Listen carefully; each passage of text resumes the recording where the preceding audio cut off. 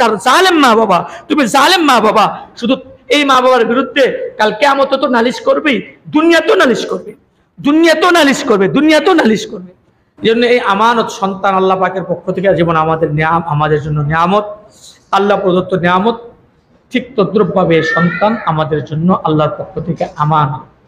এখন এই আমানত, এই সন্তানের আমানতের দায়িত্ব কিভাবে পালন করা, এক্ষেত্রে প্রত্যেকটা মা বাবা এবং প্রত্যেকটা অভিভাবক সম্পর্কে আল্লাহ কোরআনে ডাক দেয়া বলে, ইয়া আইয়ুহাল্লাযীনা আমানু, হে ঈমানদারগণ, কু আনফুসাকুম ওয়া আহলিকুম নারা, তোমরা নিজে জাহান্নামতে বাঁচো এবং তোমাদের কাছে যে সন্তান সন্ততি তোমাদের আমানত দেওয়া হয়েছে তোমাদের কাছে, এটাকেও জাহান্নাম থেকে বাঁচাও। নিজেও জাহান্নামতে বাঁচো, তোমার পরিবার পরিজনকেও জাহান্নাম থেকে বাঁচাও।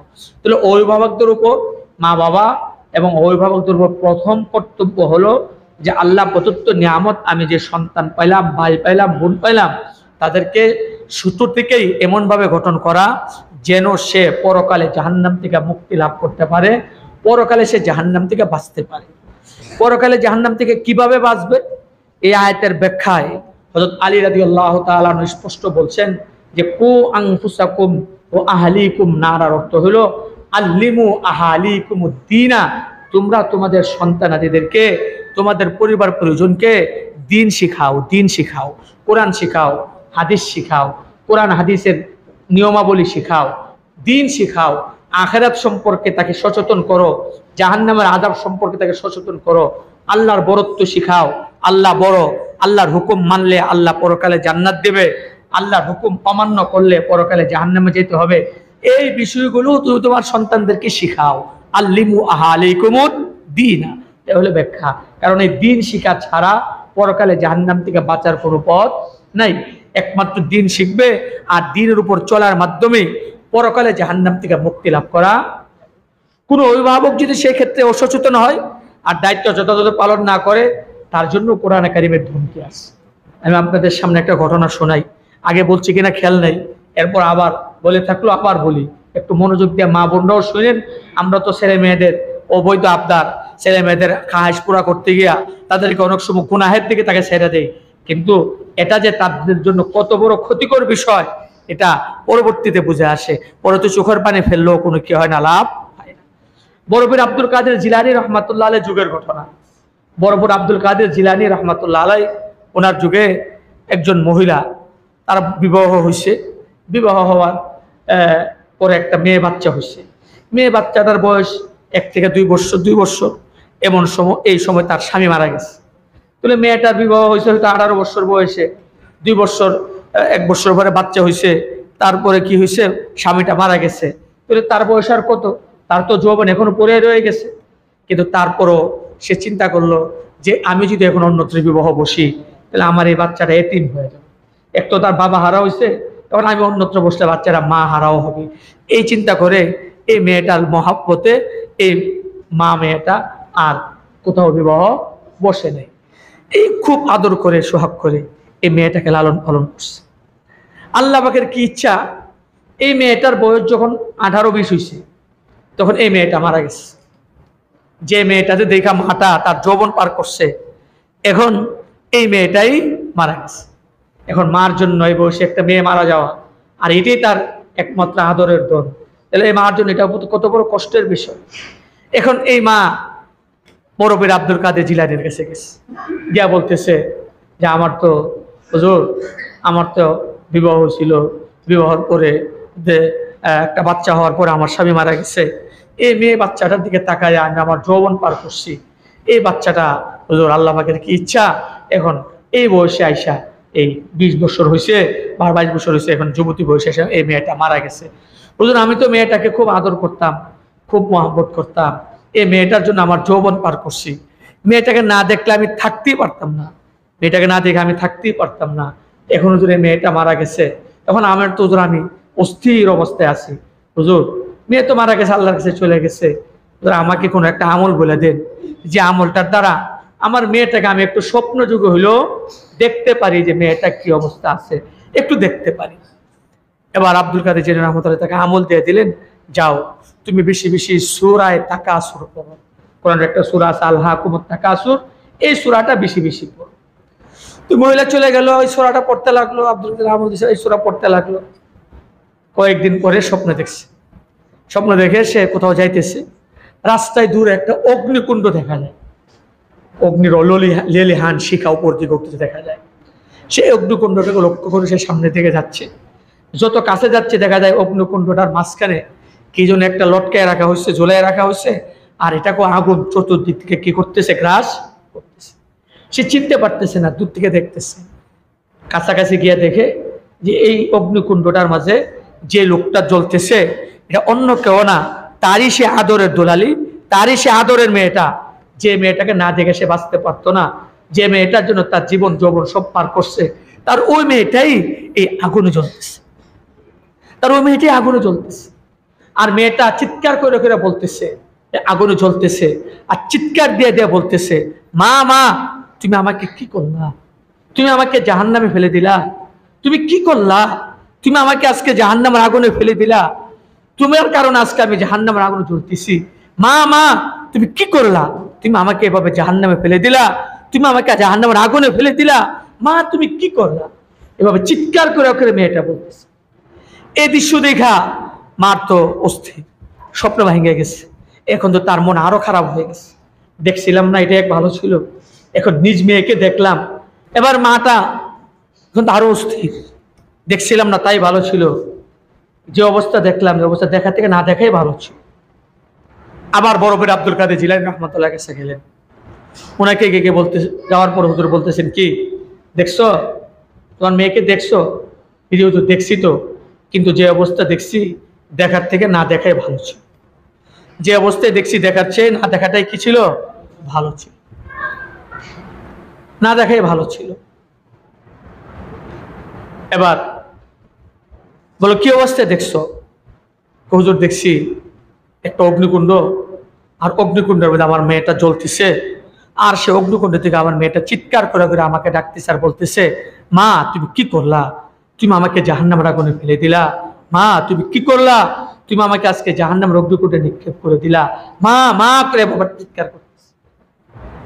বড় পীর আব্দুল কাদের জিলানী রহমাতুল্লাহ মাকে বলতেছে, মা তাকে বলতেছে, তুমি কি তোমার মেয়েকে দিন শিখাইছিলা, তুমি কি তোমার মেয়েকে কোরআন শরীফ শিখাইছিলা, তুমি কি তোমার মেয়েকে আল্লাহর পরিচয় শিখাইছিলা, তুমি কি তোমার মেয়েকে দিন শিখাইছিলা, তোমার মেয়েকে কি তুমি নামাজ পড়াইতা, তুমি কি তোমার মেয়েকে পর্দা পশিদা মতো থাকতে শিখাইছিলা? এবার মা বলে, না হুজুর আমি তো আমার মেয়েকে দিন শিখাই নাই, আমি তো আমার মেয়েকে পর্দা পশিদা শিখাই নাই, আমার মেয়ে যেভাবে ইচ্ছে সেভাবে চলতো, বয়ফ্রেন্ড নিয়ে আড্ডাবাজি করতো, যখন ইচ্ছে তখন বাড়ি থেকে বের হয়ে যেত, কিন্তু আমি মেয়েটাকে খুব আদর করতাম, এই জন্য মেয়েটার মনে কষ্ট হবে এই খেয়াল কইরা আমি মেয়েটার কোনো কাজে কোনো বাধা দিতাম না, মেয়েটা যেমনি যেমনি চলতো, তার যেমনি ভাল লাগতো সেমনি চলতো, যেহেতু আমার মেয়েটাকে আমি খুব আদর করি, তার কষ্ট হবে, তার মনে ব্যথা পাবে, এমন কোনো কাজ আমি করতাম না। এবার আব্দুল কাদের জিলানী রহমাতুল্লাহ আলাইহি বলেন, তুই তো মেয়ে ঠিকই বলতেছে, তুমি তো তাকে জাহান্নামে নিক্ষেপ করছো, তুমি তো মা হিসাবে তোমার কর্তব্য ছিল তোমার মেয়েকে দিন শেখানো, তোমার মেয়েকে আল্লাহ রাসূলের পরিচয় শেখানো, তোমার মেয়েকে শরীয়ত মতো চলতে বাধ্য করা, পর্দা পশিদার মতো চলতে বাধ্য করা। বয়ফ্রেন্ড নিয়ে তোমার মেয়ে ঘুরছে, বাজারে সাজারে বেপর্দা হইয়া ঘুরছে, বাজারে ঘোরাঘুরি করছে বেপরদিগির সাথে, আর তুমি তাকে বাধা দেও নাই, তুমি তো তাকে জাহান্নামে নিক্ষেপ করছো, মেয়ে তো ঠিকই বলতেছে, তুমি তাকে জাহান্নামে নিক্ষেপ করছো। ও ভাইরা আমার, এবার আমাদের অভিভাবককে এই ঘটনা থেকে একটু নসিহত গ্রহণ করা দরকার। আজকে আমাদের ছেলে মেয়েদেরকে আমরা নামাজ পড়ে না আমরা বাধা দিই না, নামাজ পড়ে না আমরা তাকে শাসন করি না, বেপর্দা মেয়ে চলে আমরা তাকে শাসন করি না, মোবাইলের মধ্যে ছবি দেখে আমরা তাকে শাসন করি না, টেলিভিশন দেখে শাসন করি না, বেপর্দা চলে শাসন করি না। আমরা মনে করি শাসন করলে মেয়ের মনে কষ্ট হবে, ছেলে মনে কষ্ট হবে, এই জন্য আদর কইরা তাকে আমরা কিছু বলি না। ভাইরা আমার, এটার নাম আদর না, এটার নাম আদর না। আপনি মেয়েকে, আপনার ছেলেকে, আপনার অধীনস্থ ছোট ছোট বাচ্চা কুচি বাচ্চাদেরকে, আপনার সন্তানদেরকে আপনি আল্লাহর নাফরমানি থেকে ফিরাবেন না, আপনি তাদেরকে আল্লাহর নাফরমানি থেকে বাঁচার কথা বলবেন না, আর আপনি এটাকে আপনি মনে করবেন আদর। এটার নাম আদর না, এটার নাম তার সাথে দুশ্মনী এবং তার বড় শত্রু হয়ে গেলেন আপনি। আপনি তার বড় শত্রু হইলেন। আপনার কারণেই সে দিন থেকে বিমুখ হচ্ছে, আপনার কারণেই সে বেয়াদব হচ্ছে, আপনার কারণেই সে জাহান্নামী হচ্ছে। তাহলে আপনি তার শত্রু হইলেন, এটার নাম আদর না? এটার নাম আদর না? যে মা সন্তানকে ঘুম থেকে উঠায় না, ঘুমতে উঠলে ফজরে ঘুমতে উঠলে তার কষ্ট হইব, এই জন্য ফজরে ঘুমতে উঠায় তারা নামাজ পড়ায় না, সে মা তার শত্রু, তার আপন না, সে মা তার শত্রু। যে মা, যে বাবা তার মেয়েকে বেপরদা চলতে দেয়, তার মন মতো চলতে দেয়, আর মনে করে তাকে যদি বাধা দেয় সে মনে কষ্ট পাবে, ওই মা তার আপন না, এবং ওই মা ওই বাবাই তার চরম শত্রু, তার চরম শত্রু, সে তার চরম শত্রু। সে তাকে জাহান্নামে নিক্ষেপ করতেছে, দুনিয়ার সামান্য হারাম আয়েশের চিন্তায় সে তাকে চিরকালের জন্য জাহান্নামে বানাইতেছে। আর ওই মা বাবাদের ব্যাপারেই কাল কিয়ামতের দিনে সন্তান যখন জাহান্নামে যাবে, তখন ওই মা বাবাদের ব্যাপারেই কাল কিয়ামতের দিন ওই সন্তানরা আল্লাহকে বলবে, রব্বানা আরিনাল লাযাইনি আদাল্লানা মিনাল জিন্নি ওয়াল ইনস নাজআলহুমা তাহতা আকদামিনা লিয়াকুনা মিনাল আসফালিন। এরাই বলবে যে আমাদেরকে আল্লাহ জাহান্নামে দিচ্ছেন, আমরা জাহান্নামে যাব, তবে আমাদের জাহান্নামে যাওয়ার আগে আমাদের মা বাবাকে আমাদের সামনে নিয়ে আসেন। যে মা বাবা আমাকে দিন শিখাই নাই, যে মা বাবা আমাকে শরীয়ত মতো চলা শিখাই নাই, যে মা বাবা আমাকে যদি দিন শিখাইতো, শরীয়ত মতো চলা শিখাইতো, আজকে আমার এই পরিণত হইতো না, আমাকে জাহান্নামে যাইতে হইতো না। এই জন্য ওই মা বাবাকে নিয়ে আসেন, আমি তো জাহান্নামে যাব, আমি তাদের বুকে পাড়া দিয়ে জাহান্নামে যাব। এবার মা বাবা চিন্তা করেন, সন্তান পারে খুব খুশি, কান্দা কান্দা আল্লাহর কাছ থেকে সন্তান নিছেন, পীরের দরবারে ঘুরা ঘুরা সন্তান নিছেন, আর এই সন্তানকে আপনার জাহান্নামে বানাবেন, ওই সন্তান কাল কিয়ামতে আপনার বুকে পাড়া দিয়ে জাহান্নামে যাবে। বলেন কোন মা বাবা কি চান যে আপনার সন্তান আপনার বুকে পাড়া দিয়ে জাহান্নামে যাবে? যদি তা না হয়, তাহলে প্রত্যেকটা মা বাবার উচিত তার সন্তানকে শরীয়ত শিখানো, দিন শিখানো এবং শরীয়ত মতো চলতে বাধ্য করা, এটা প্রত্যেকটা মা বাবার উচিত। আমরা দুনিয়া ক্ষেত্রে যদি একটু ডিস্টার্ব করে, তাহলে তাকে খুব শাসন করি, বলছি এই কাজটা করতে, এই কাজটা কেন করলে না, তাকে খুব শাসন করি। বলছি কাপড়টা ধুইতে, কাপড়টা কেন ধুইলো না, শাসন করি। হালে চাষ জমিনে গেছি, বলছি তুই জমিনে বাতলে হয়ে যাস আমার জন্য, কেন গেল না, আইসা খুব শাসন করি। কিন্তু আমার ছেলে নামাজ পড়লো না, তার জন্য শাসন নাই। আমার ছেলে বেহায়া নির্লজ্জ ভাবে চলাফেরা করলো, তাতে কোনো শাসন নাই। আমার ঘরেই আমার ছেলে মেয়ে সব ঘুমাই দিছে, আমি নামাজি, ফজর নামাজ পড়তাম, মসজিদে আইছি, কিন্তু আমার ছেলেরও জায়গায় নাই, আমার মেয়েকেও জায়গায় নাই। এটা কত বড় জুলুম, কত বড় জুলুম করলাম, কত বড় জুলুম করলাম। আমি তো তাকে জাহান্নামের আগুনে ফেলে দিলাম। অথচ এক ওয়াক্ত নামাজের কত দাম, এক ওয়াক্ত নামাজের কত দাম। রাসূল বলেন, রাকাতুল ফজরি খায়রুম মিনাদ দুনিয়া ওয়া মা ফিহা, ফজরের আগে 2 রাকাত সুন্নতের দাম এত, দুনিয়া এবং দুনিয়ার বুকে যা কিছু আছে সবচেয়ে শ্রেষ্ঠ ফজরের আগে 2 রাকাত সুন্নতের দাম। ফজরের ফরজ না, সুন্নতের দাম বলতেছে এত দামি। আর আমি মনে করতেছি আমার মেয়েটা ঘুমতে উঠলে এরে তার কষ্ট হয়ে যাবো, ছেলেটা ঘুমতে উঠলে কষ্ট হয়ে যাবো, এই জন্য ফজরে তাকে ঘুম থেকে ওঠাই না। তুমি তার জালেম মা বাবা, তুমি জালেম মা বাবা। শুধু এই মা বাবার বিরুদ্ধে কাল কিয়ামতে তো নালিশ করবেই, দুনিয়া তো নালিশ করবে, দুনিয়া তো নালিশ করবে, দুনিয়া তো নালিশ করবে। আমাদের মাওলানা হাসান জামিল সাহেব ওনার এক বয়ানে বলতেছিলেন যে ওনার মসজিদের এক মুসল্লি মারা গেছে, ওনার মহল্লার মুসল্লি মারা গেছে। উনি এক সরকারি কলেজের বা ইউনিভার্সিটির প্রফেসর, উনি মারা গেছে। তার ছেলেরা আমেরিকা থাকে, এই জন্য ছেলে আসবে, তারপরে জানাজা হবে, এই জন্য 3 দিন রাস ফ্রিজিং গাড়িতে রাখছে। ছেলে আসছে, এবার জানাজার টাইম দেওয়া হয়েছে।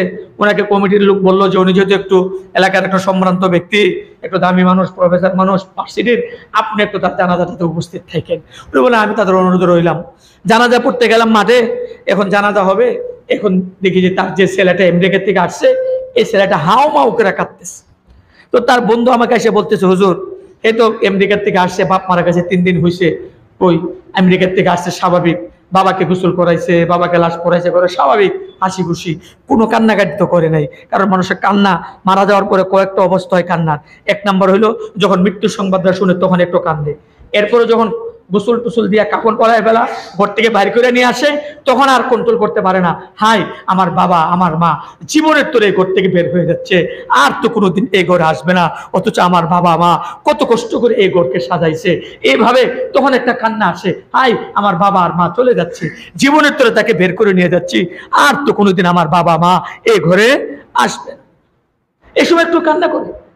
আবার যখন জানাজা দিয়ে দাফন কইরা আসে, তখন কান্না করে, হাই আর দেখবো না বাবার চেহারা, আর দেখবো না মায়ের চেহারা, চিরতরে বাবার চেহারা দেখা বন্ধ হয়ে গেল, চিরতরে মায়ের চেহারা দেখা বন্ধ হয়ে গেল। এই একটা কান্না আসে। এখন বলতেছে, হুজুর ঘর থেকে বের করে আনার সময় কোনো কান্দা নাই, জানাজার মাঠে আসছে, এখন জানাজা হবে, এখন সে হাও করে কাঁদতেছে। হুজুর আপনি তাকে একটু সান্ত্বনা দিন। মনে হাসান জামিল সাহেব বলে, আমি তাকে ডাইকে আনলাম, কাছে ডাইকে আনলাম, তাকে সান্ত্বনা দিলাম, ভাই এত অস্থির হওয়ার কি আছে, দুনিয়া থেকে তো সবাই চলে যাবে, আমারও তো আব্বা নাই, আমারও আব্বা চলে গেছে, আজকে আপনার আব্বা চলে গেছে, একদিন তো আমিও চলে যাবো, আপনিও চলে যাবেন। এইভাবে তাকে একটা সান্ত্বনা দিলাম, বললাম যে দেখেন আল্লাহর কাছে সবর করেন আর নিজের আখিরাতের প্রস্তুতি করেন। এবার ছেলে কি বলে, ছেলে বলে হুজুর আমি তো এর জন্য কান্দি না, আমিও জানি মারা তো একদিন যাব, বাবা চিরদিন থাকবে না, তাও আমি বিশ্বাস করি, আমি এটাও বিশ্বাস করি আমিও থাকবো না, সবাই একদিন দুনিয়া থেকে চলে যাবে। আমি তো এই জন্য কান্না করতেছি না, আমি কান্না করতেছি দেখেন আমার একটা বিষয় আছে, সেটা হলো আমি বাবাকে একটা প্রশ্ন করতেছি, কিন্তু বাবার কাছ থেকে সেই প্রশ্নের জবাব পাইতেছি না, হুজুর এই জন্য কাঁদতেছি।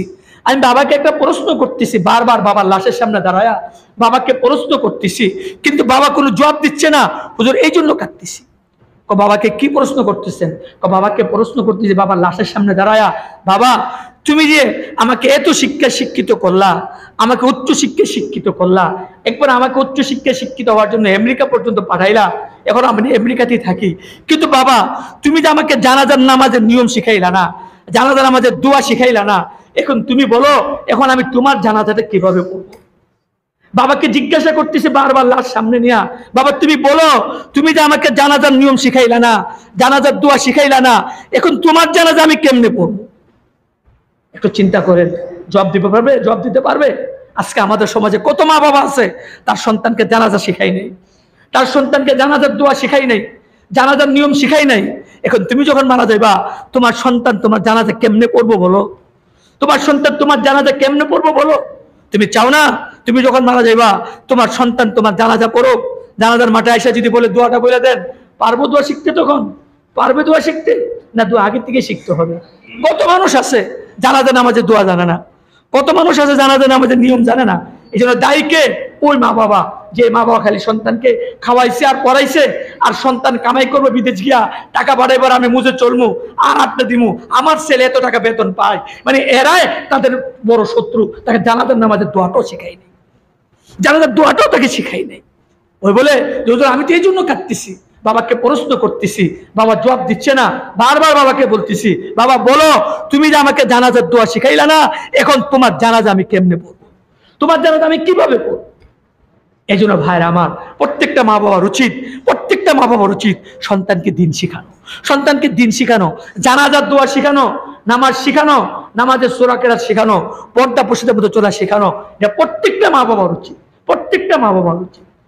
প্রত্যেক ছেলে বড় আলেম হয়ে যাবে, প্রত্যেক ছেলে বড় মুক্তি হয়ে যাবে এটা না, কিন্তু প্রত্যেকটা ছেলে মুসলমান হইতে হবে, প্রত্যেকটা ছেলে মুসলমান হইতে হবে। আর মুসলমান হওয়ার জন্য তাকে নামাজ যেমন শিখতে হবে, জানাজাও তাকে এমন শিখতে হবে, দোয়া দুরুদও তাকে শিখতে হবে, এবং তাকে পর্দা প্রশিদার মধ্যে চলা দিন এটাও তাকে শিখতে হবে মুসলমান। তো ভাইরা আমার, এতটুক থেকে তো আমরা বুঝতে পারলাম যে একজন মা বাবার উপরে কত বড় কর্তব্য তার সন্তানকে জাহান্নাম থেকে বাঁচানোর জন্য। আর এই দায়িত্ব যদি সে পালন না করে তাহলে কাল কিয়ামতে সে কিভাবে আল্লাহ পাকের আদালতে তাকে লাঞ্ছিত অপমানিত হয়ে জাহান্নামে যাইতে হবে। এতটুকু দ্বারা আমরা বুঝতে পারলাম একজন মা বাবার জন্য এটা কত বড় কর্তব্য। এবার আসেন এখন সন্তানকে দিন